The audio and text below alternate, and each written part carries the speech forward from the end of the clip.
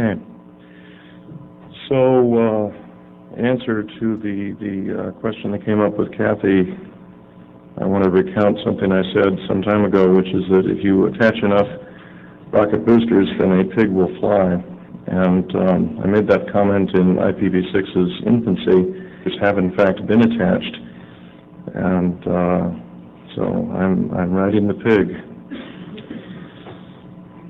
I want to thank Jinmei for helping with these slides. He can't be here today, but you'll recognize, some of you might recognize some of his views and his work.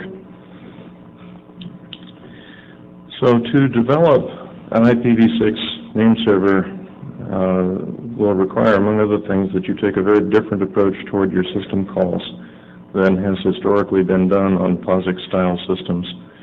There's an RFC, one of few that I've seen that actually tries to document an API, but there's an RFC by Matt Thomas and some other people that I think cleans up a lot of the socket model and gives you a much better handle on sort of what you should do if you're a multi-homed host and you want to make sure that your UDP responses go out with a source address that corresponds to the destination of the packet you're answering. That used to be very difficult. Now it's very easy. There were some config changes to the named.conf for IPv6 handling. Largely this just means that in places that a CIDR address used to be just IPv4, it's now also v6. But it must be noted that, again, because of the way you listen, it's a little bit harder on a v6 machine to decide which interface you will listen on. So there's a slightly different syntactic model about how what you do with listen on. And that was not our idea. That was just sort of what we had to do to let the v6 community do what they wanted. Some of you may have heard of an interim proposal called A6. Instead of the quad A record that you see now, there was going to be a sort of multi-segmented A6 record that would let you build an address by more or less having a path through the ISP or the RIR who had delegated you the space, so that you would only have to recount your part of the address, and then DNS clients who were trying to build the address would get the other parts from the other people who actually hold that part of the address space. And it was I think, one of the few truly interesting and new parts of v6 for DNS, but it turned out to be too interesting and too new. And the reliability problems that would be caused if you were multi-homed and had several different name servers, you could end up sending hundreds of packets. If DNSSEC was also involved, you could send hundreds of packets just trying to do a get host by adder, and that was just not reasonable in the eyes of many, so that was taken out. So if you looked into IPv6 early and you saw A6 records and you said, this is not for me, take another look, it's gone. One of the things that went with it is the bit string label type. This was a way to have, basically this is where the magic happened. So that if you wanted to do allocation to other people's PTR zones on a bit boundary rather than on an octet boundary or a nibble boundary or any other boundary, you could get that done.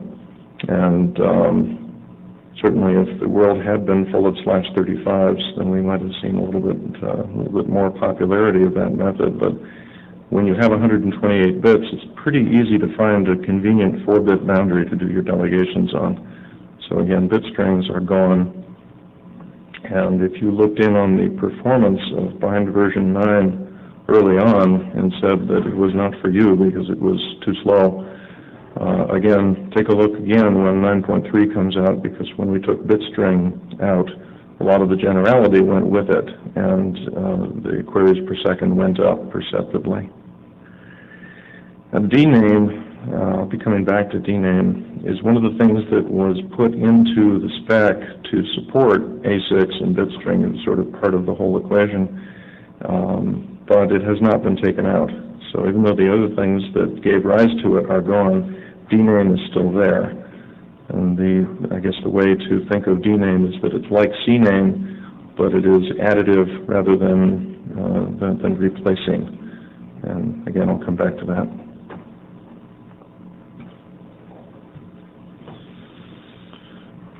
And in testing these things, clearly most of the IPv6 enabled hosts on the network are dual stack. I do run into some purists once in a while who will boot with just their v6 stack just to see if they can, or just to prove that they can, or just to find out why they can't. But that's, even though you might think of v6 people as zealots, because after all they're sort of compellingly interested in something that does not fascinate you at all, they're not all purists. And so most of them you'll see will use a dual stack host. And so they have both a v6 and a v4 address. And in that environment, you have this wonderful crutch where you could be using some kind of a fallback code path to go get your work done and never know it until some purist comes along and tries to run your code. So it's important when you're testing to find out what happens when you are a single stack machine in an otherwise dual stack world. Zone reachability is one of the application layer problems that various folks are still working on, and hopefully Anand will come up to the microphone and give us a snapshot on that. What I mean by reachability is if you have a zone that only has quad A records for its glue records, so the only name servers that it publishes are in v6 space, and you are a single stack machine with only a v4 address, what ought you do? And the reverse problem is probably more common, where if you only have v6 addresses on your computer, but you have to reach a v4 name server because, gee, you've been referred to someone who only has A records for their glue, what ought you do? So I think we'll have some help with that during the Q&A. Obviously, answering authoritatively on v6 is pretty easy, but in our testing we also wanted to make sure that we could answer zone transfers, initiate zone transfers, fall back appropriately if somebody specified as the master servers for a zone collection of both v6 and v4 addresses. So all of that came up in the test plan as well. Forwarding, one of the things we do is we have a v6 reachable name server that does the recursion and forwarding. So it's the thing you put in resolve.conf is dual stack. So if you as a purist are inside my LAN, you'll be able to talk v6 to a server that is then able to chase down both A records and quad A records. So that's the crutch that we happen to use. There are other approaches that look more like NAT that perhaps we'll hear about. So all of these things were ultimately made to work before we started releasing snapshots that claimed to support v6 transport.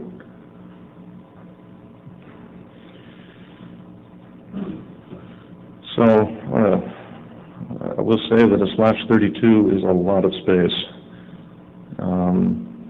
About half of it goes to a LAN, just the way that they do the mapping of addresses inside of 802.1 network is that they need a /64 to make it work. And so 48 of those bits go into the MAC address, and then 16 other bits go into various other things.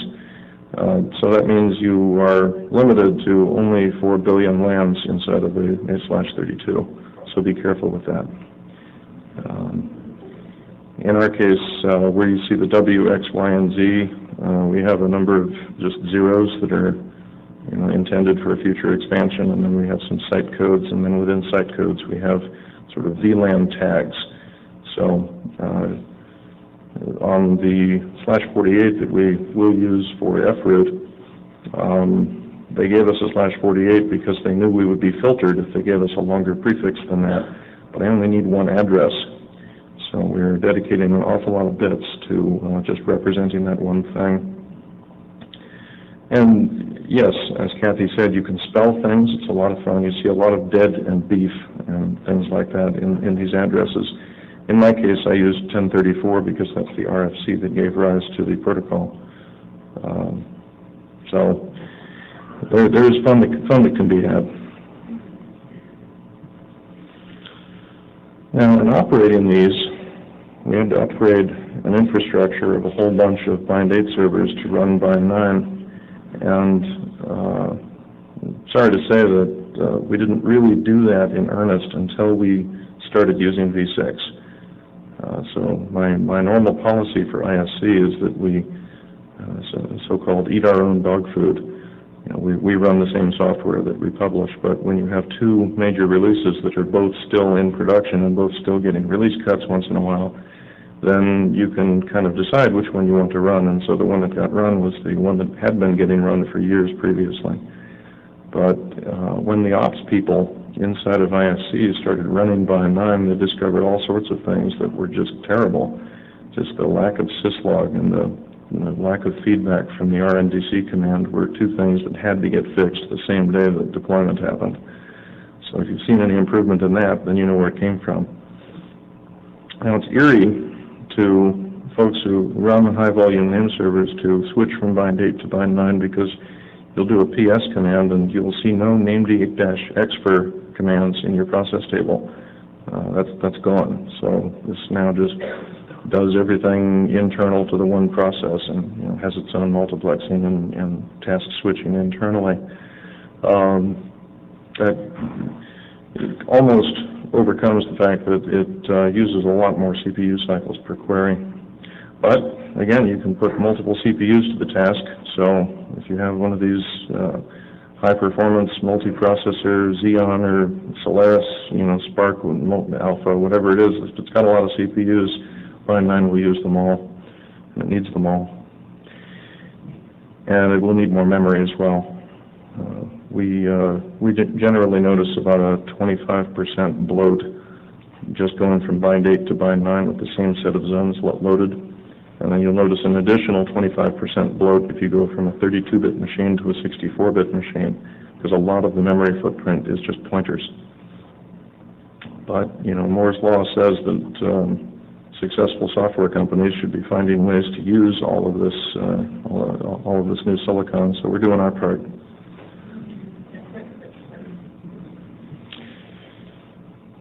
Now, there are name servers out there that really do some bad things. So, for example, if you ask them a question about a quad A record at a given node, even if there are A records at that name, they will tell you that the name itself does not exist. And there's some interesting fallback behavior written into the IPv6 transports in order to cope with this possibility. Because you could be referred to a zone and you could be trying to do the right thing. Gee, are there any quad A records that I should be using in order to use V6 transport between he and I? And you'll be told, well, not only are there no quad A records, but the zone you were delegated to doesn't really exist. And so we actually retry in some cases using A, even after we've been told that the name doesn't exist, because there are these other implementations out there that are just terrible. You can also have a load balancer that will answer a query for an A record, but it just won't answer anything else. It doesn't tell you anything. So again, in some cases, we treat a timeout as a need to retry using a different query type, or it's just this stuff is terrible. And I think in the next year or so, I'm hoping that ISC will be able to produce some conformance test software rather than just interoperability testing, so that we can start calling these people out and making them fix their stuff. There was a political mess that led to renaming IP6.int over to be IP6.ARPA. And this happened after 6bone had been a moderate success, and quite a few of those /32s and 35s that were on Kathy's slides had been allocated and were in common use. And so somebody really slipped on a banana peel when they made that change so late in the game.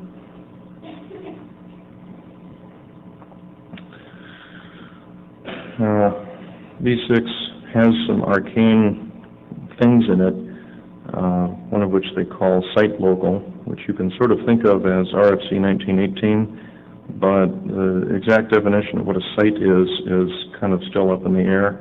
It doesn't exactly correspond to an autonomous system, nor to a LAN, nor to a campus, nor to a building. But it could be any of those things depending on how much cooperation you have inside of what you want to call a site. But in any case, they are ambiguous addresses, and DNS won't work for them. Link level is a similar sort of thing. If you really are sure that you will never have to communicate with someone off the current LAN or off the current point-to-point, then you can agree to use an ambiguous prefix that is in use on every other link on the internet also, and DNS won't work for those either.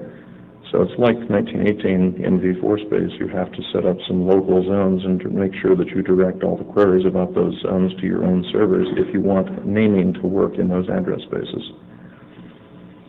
There's a privacy extension that will almost certainly go forward that has yet another kind of address, which is very temporary and is not expected to ever have working names, nor need them. A lot of us on our DHCP networks, we will generate a whole bunch of names just so there can be names. They're sort of meaningless, but they will be like, in this case, DHCP204.foo.com would be the .204 address on some LAN somewhere.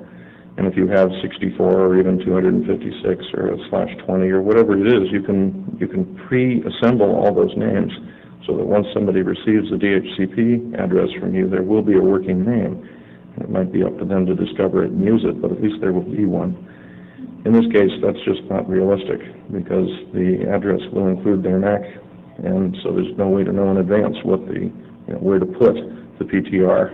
So there has been a standard whereby you do a dynamic update after you complete a DHCP transaction, and that is probably going to be more popular in v6 than it was in v4 because this little trick doesn't work anymore.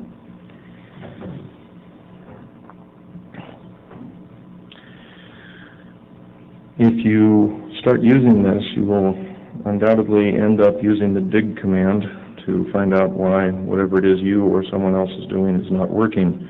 And when you do that, you're going to notice that there's this extra OPT record that is coming back to you and also going out from you when you do a query using Bind9 tools or any other modern tool. And that's so that the requester, the person who is sending the query, can tell the responder, which in this case is the server, exactly how big the buffer is that the response needs to fit into. Because the default, the implicit default in v4 was the 512 octet limit. And that was causing a lot of truncation because, of course, Quad A records are bigger. DNSSEC signatures and keys are also very big. So we needed to expand that. This was the way we did it, and it's been gathering strength in the course of the last 2 or 3 years.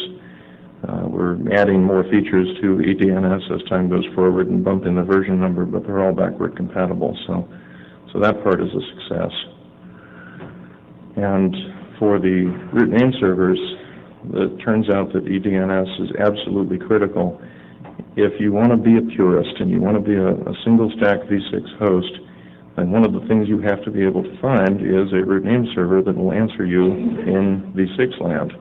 And there are various test beds and experiments out there to help you do that, but we need to, for example, the f.rootservers.net name needs to sprout a Quad A record so that when you get a delegation, you get at least one v6 reachable root name server. There are actually 4, but there's no room in the response right now to put those Quad A records in. We're bumping up against the 500 byte limit now.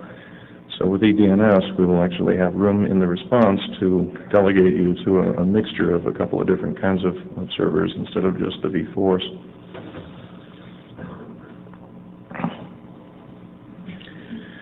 There has been continuing interest when, gee, could you please add v6 transport to bind 8? and that's from folks who either feel like they can't afford the additional CPU cycles or memory footprint that it takes to run Vine 9, or maybe they are using an older platform like, you know, Sonos 414 or something like that that doesn't support Vine 9. There could be a variety of reasons that people want to do the V6 transport, but they just can't run Vine 9, and it may yet come to pass. You know, no promises. Although I will say, ISC is a not-for-profit, so money talks.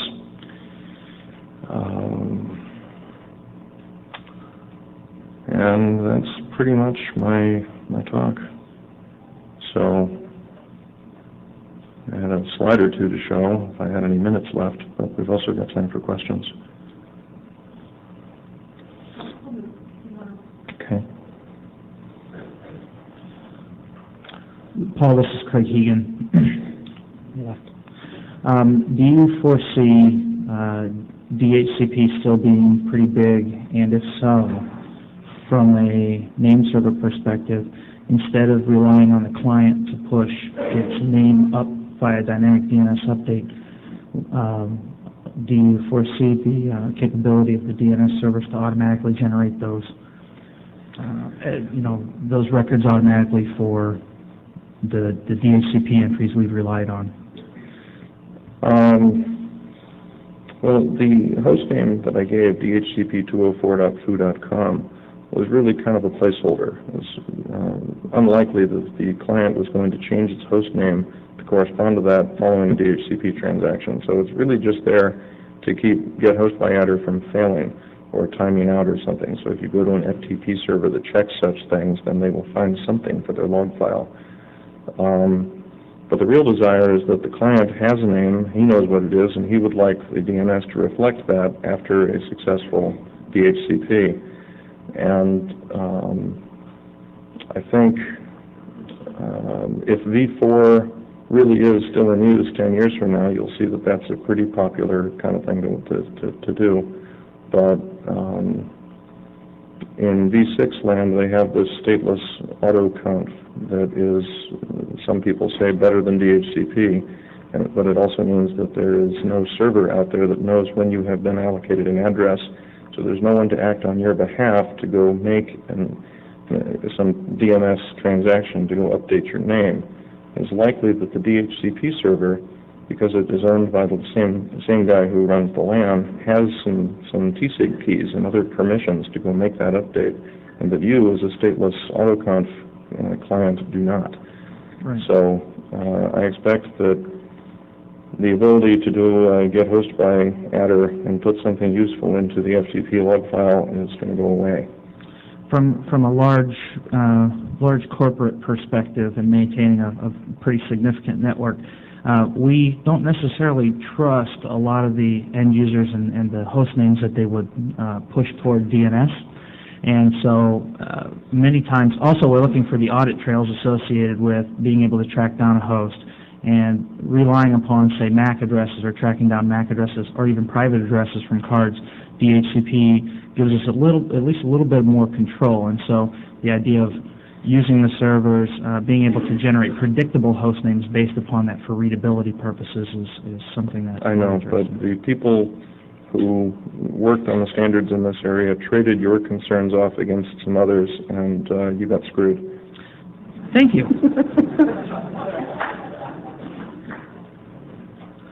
On the same topic, on the reverse path, on addresses that were created by stateless auto configuration, one of the solutions that we were looking at was using wildcards and somehow populating the reverse tree up to the equivalent of /64 and then putting up a wildcard to match all the potential machines from a single subnet. Or if you are an ISP with home customers, that may be what you want to do. So I would like to ask this community if it is something totally unacceptable because you maybe could not sign it using DNSSEC, or if it is something that you will be willing to live with.